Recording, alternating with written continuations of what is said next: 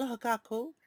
This is Kumulili Kala talking to you from Alaska, and I want to thank Professor Kekuewa for agreeing to show this PowerPoint with my narration so we can keep talking story about Pele and Hiiaka even when I'm not in the room. So you remember that when we were last with each other, I was talking to you about how to Kauai, and she went to fetch Lohiau, and she had made a deal with her sister. The deal that she made was that she had to go from Kilauea all the way through the islands to Kauai, and she had to get Lohi'au and then bring him back to be a husband for Pele, and she had to do it in 40 days. And she was not to sleep with him. Pele said, Lohi'au can be a husband for all of us, but he will be my husband first.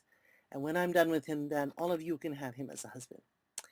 So she had to come from Kilauea to Kauai in 40 days, and if she did not return in 40 days, then she would risk losing the beautiful forests of Puna with all of her lehua groves, and more importantly, she would risk losing Hopoi, who is her aikane. So this is the challenge that Hiiaka had. Of course, when she arrives in Kauai at Haena, she finds that he's dead. A foolish man stopped eating and he starved to death. This is why his name is Lohiel. He's just a little bit slow. So here he is. He starved to death and he's buried in a cave in the cliffs of Haena. She must find him. She must get his body. She must get his spirit. She has to revive him. And his sisters don't think this is a good idea. So his sisters are Mo'o. One is named Kilioe Kapua, and she fights with Hiiaka, and Hiiaka has to kill her, turns her into stone, and leaves her at the bottom of the cliff in the ocean of Haena. So eventually what she does is she gets his body, she gets his spirit, but in order to put the two back together, she has to build a special house. And this is where we left off last time, and I want to review this for you because I know it's a little confusing. Okay, the house that Hiiaka builds to revive Lohi'au is called Halau a Ola. And I want everybody to say Halau a Ola. Thank you. So Lohi'au is, for all intents and purposes, dead. And she has the dead body. It hasn't decomposed. Good thing. Now she's going to put the spirit back in. But in order to do so, she has to build a sacred site, like a temple, in order to make this miracle happen. So remember what I had said about this set of leis that were woven inside the house in order to make the boundaries of the universe. You see at the top of the screen, Ao Polohiva Akane. Can everyone please say, Ao Polohiva Akane? Thank you. And that is the top of the area that the sun can go. Then you look at the next line that is horizontal on your screen, Piku o Wā Kea. Can I hear everyone say, Piku o Wā Kea? Mahalo. This represents the equator. And then at the bottom of that house is called a line called Ao Polahiva a Kanaloa. Can I hear everyone say Ao Polahiva a Kanaloa? Thank you. You will see that the lines of Kane and Kanaloa are connected in the east by a line called Alaula a Kane. And this represents the sun's path from one tropic solstice to the other in the east. They rise in the east there, the sun rises in the east, and it sets in the west at the area called Ala Ma'ave'ula a Kanaloa. So the sun is moving every day and rising a little bit closer to the equator, and when it finally gets from Kanaloa to Wake at the equator, then it will be there for 3 days. And after that, it will start moving again, rising a little bit different every day until it gets all the way up to Aupolahiva Akane.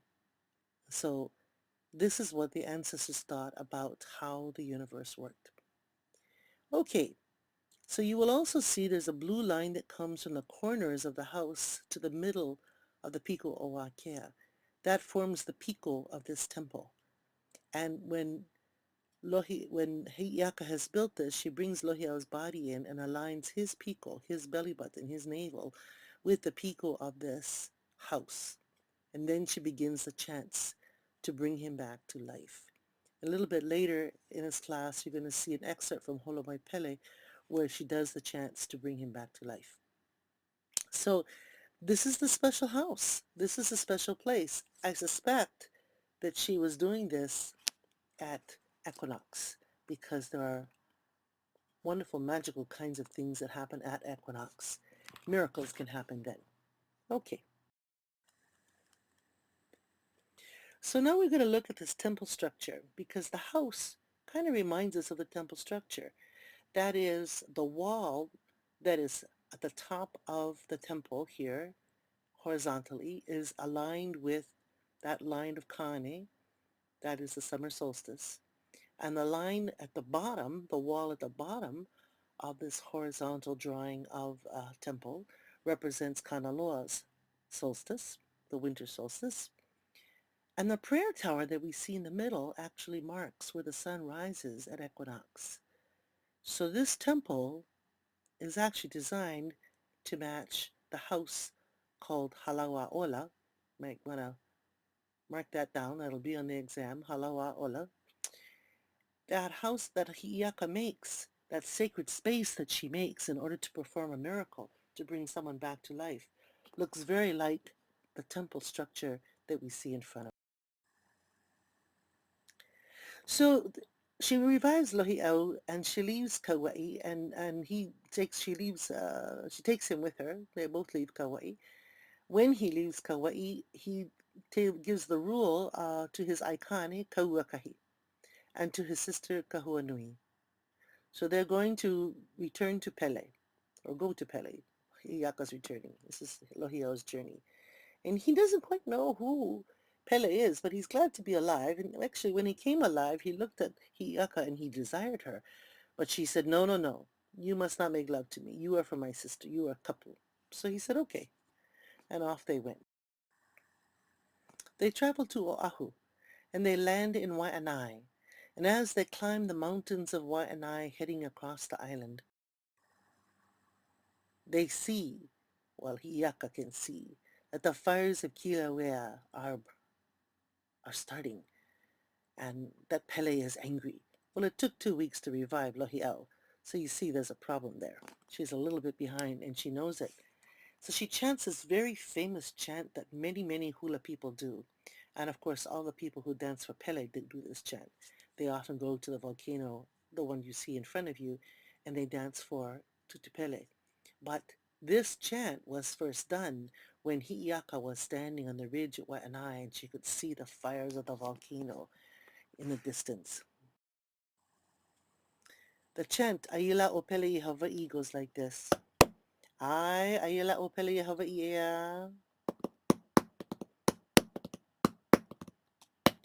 Aila o Pele Hawaii. Ke ha maila I mu kele ea. Uhi uha maina ea. Ke no mea ela ya puna ea.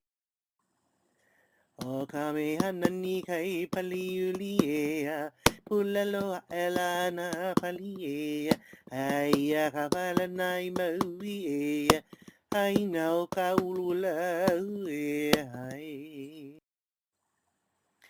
Hiaka hauala ia hia, haleluia eli anehia, haina made a puana ia. Hayala o Pele Hawaii, hayala e. Hey no, Hiiaka I ka pole o Pele. Now notice that this chant is done about Pele, and it talks about how Pele is dancing or erupting, and it talks about the actual eruption and what it looks like, as if the woman herself was dancing, and that's the way the ancestors thought of the eruption. It is Pele dancing. But it doesn't end, Hey Noa no, let the name be told for Pele. It ends, Hey Noa no, Hiiaka I ka pole o Pele. It is always done, very long ancient custom, that when you do a chant for Pele, They will dedicate it to her young, baby sister, Hiiaka Ikapoleo Pele, because she is the goddess of hula for the Pele clan. From this chant, we see that Hiiaka knows her 40 days are up and that Pele is angry, consuming her beloved forest of Puna, and all that she can do is to hurry on her way and hope that she can arrive before Pele kills her Aikane Hopoi. So they finally arrive from Waianae into Honolulu. Here's an old map of Honolulu town. You can actually see the old waterways in the back of Palolo and Manoa and Nuuanu coming down into the fish ponds of Waikiki and into the fish ponds of Honolulu. If you can see where that little island is in Honolulu Harbor, just north of that is Iwilei, and there were great, vast inland fish ponds there where Costco is today. That whole area was filled in. Anyway, right in the middle of Honolulu was the halau kilu of the chiefess Peleula, and they went there. I suspect that they were invited because Lohia was so handsome. And what happens in the halau kilu is that they do some chanting and they do some dancing, and when we see the video Holomai Pele, we will see the halau kilu reinterpreted with the throw of the coconut shell and with chanting, with flirting. The object of this place is to find a lover for the night. So whoever walks to the door knows that they will get lucky that night, but they're not quite sure who they're going to get lucky with. And when somebody is as handsome as Lohiau, well, what happens is all the women want to sleep with him.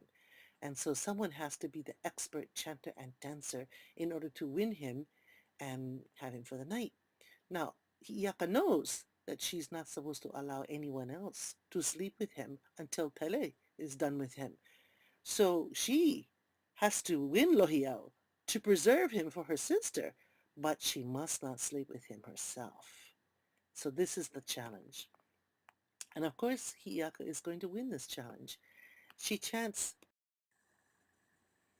Kawaimu kiki alalehu tamanu, agawa ululena kaula ahopuna. It's a beautiful love chant, and it's much longer than what I'm telling you right now, but that's okay. You get the gist of it. The water that is sipped by the birds, water of the lehua, the fragrant water of the lehua that's sipped by the birds, is actually a metaphor for lovemaking. The male is the bird and the lehua blossom is the woman. So they're talking about lovemaking here. She wins him and he really wants to sleep with her because he's very aroused by her chant.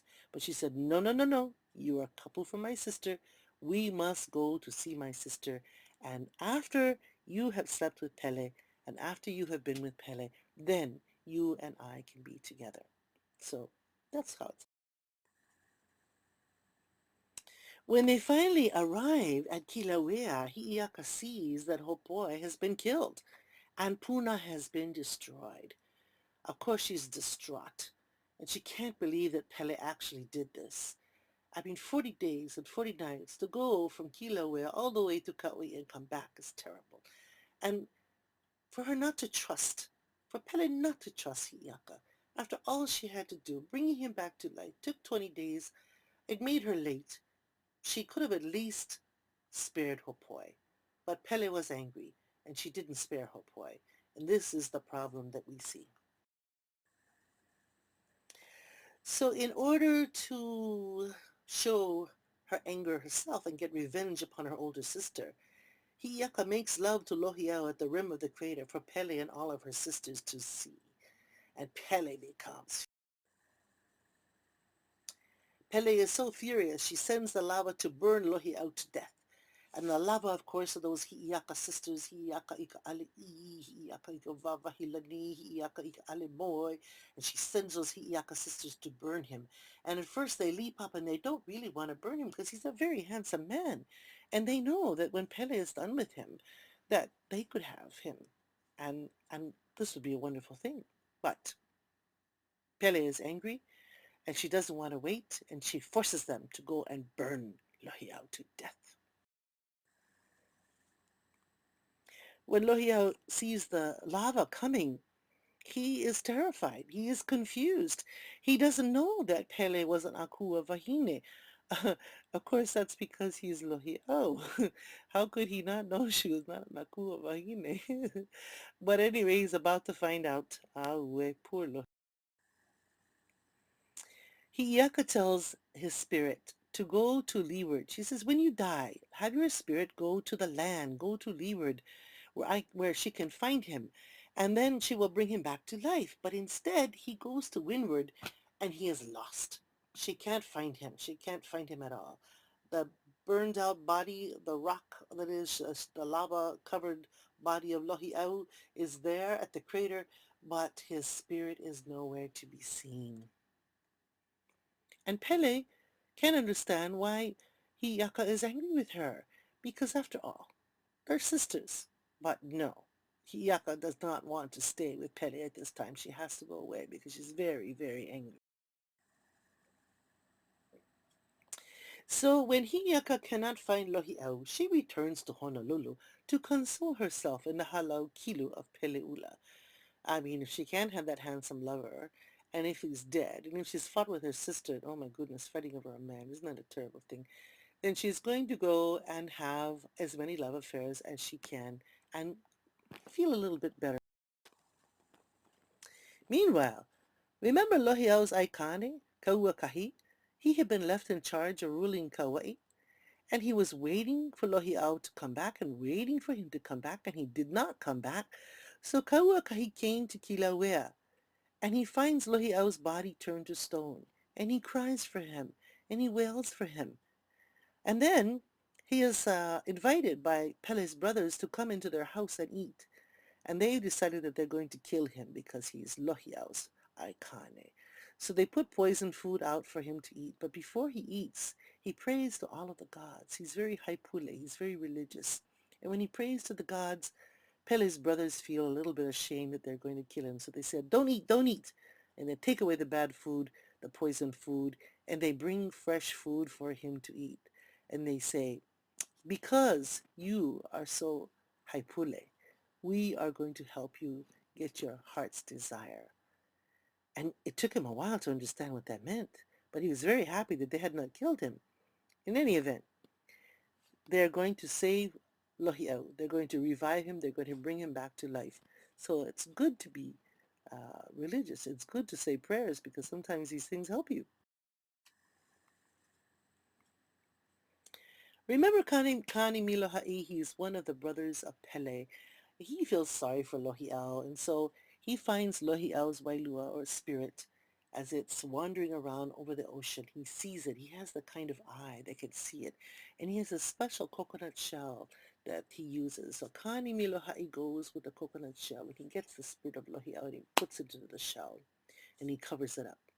And then he brings that spirit back to the burnt uh, stump of the tree, or the body rather, that Lohiau is, and near the trees around the edge of the crater. And he brings Lohiau back to life, and he restores his body to its former beauty. It takes quite a while, of course, because these things are very complicated, but he brings him back to life. Ah, lucky Lohiau. And then Lohiau follows Hiiaka to the halau kilo of Peleula in Honolulu. He covers himself with a white kapa, and we'll see this in the Holomai Pele, and he chants their love chant to win her for him. Of course, you know what the chant is. Kaimu ki alalehu el kamanu, akawa ululana kaula ahopuna. And then Lohiau and Hiiaka are reunited. Lucky Lohiau. Or we might say lucky Hiiaka. After all, Lohiau is a very handsome man. Okay, pau kamo'olelo. And now that we have seen the Pele story as told by Lili Kala, let's consider the same story as told by Puakanahele and Halau o Kekuhi in their hula epic Holo Mai Pele, especially since next class will be about Akua Hula. We only have time to watch the following excerpts.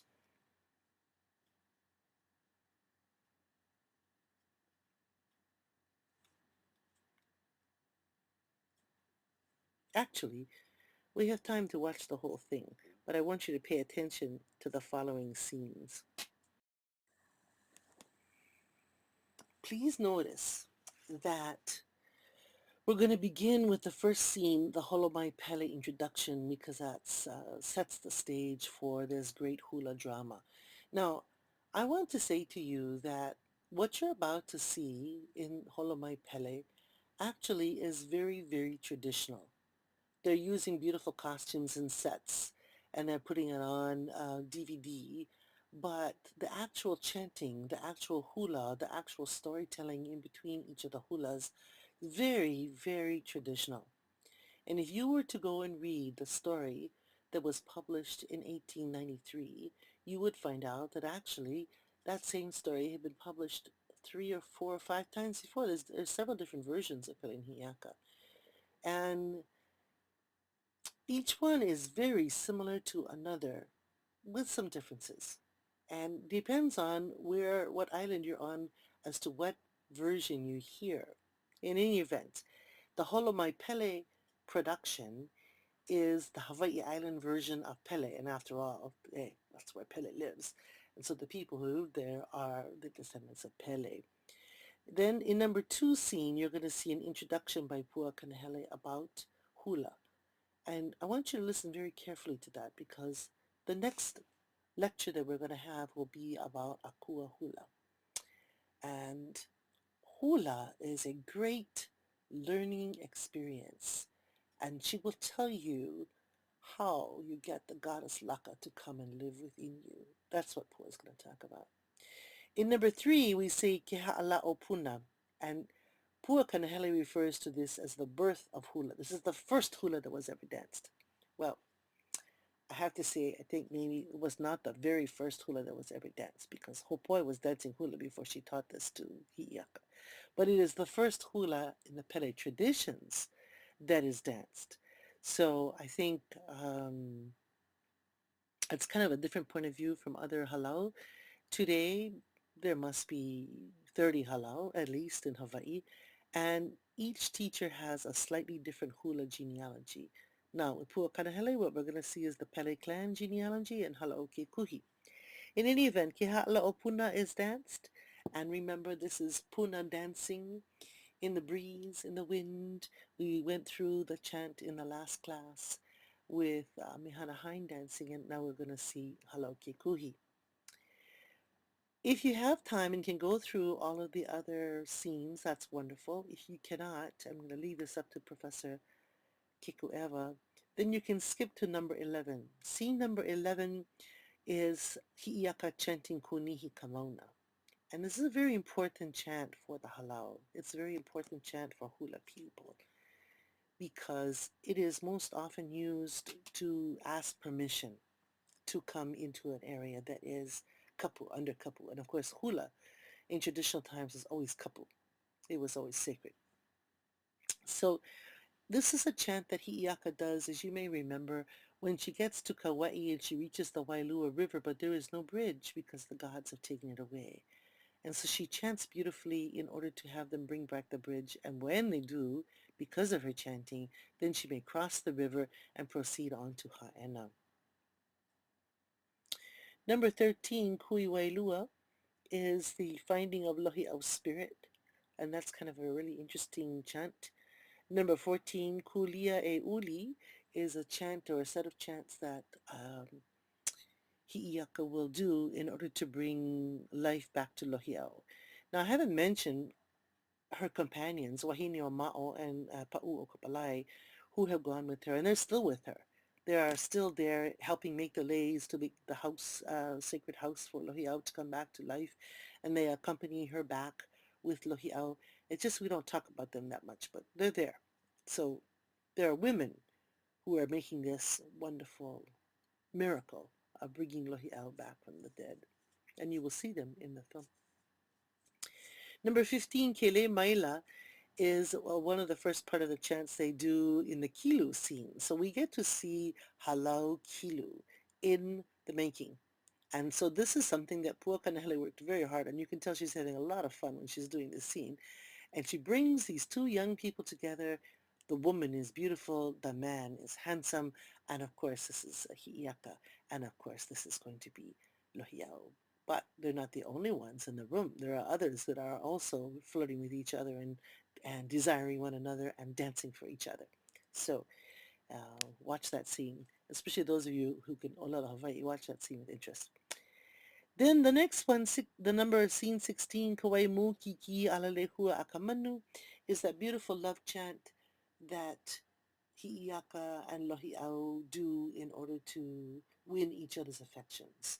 And so that imagery of the bird sipping from the lehua blossom is really that beautiful lovemaking scene that goes on between them. We're going to end this area, this Holomai Pele with scene 17, where Pele destroys the lehua forest that belongs to Hiiaka. Now, if you have time, depending on what time we started this slideshow and how much time it took, if you have time to watch the whole Holomai Pele, of course that's a better thing to do because the hula is fabulous. And there are many episodes along the way, adventures that Pele has and adventures that Hiiaka has, and how really shows how Hiiaka goes from being a very timid youngest sister to being a great goddess by the end of this epic. So, alakako, I will be sending you my lectures on Akua Hula, and I hope you have enjoyed hearing from me from Alaska. Aloha!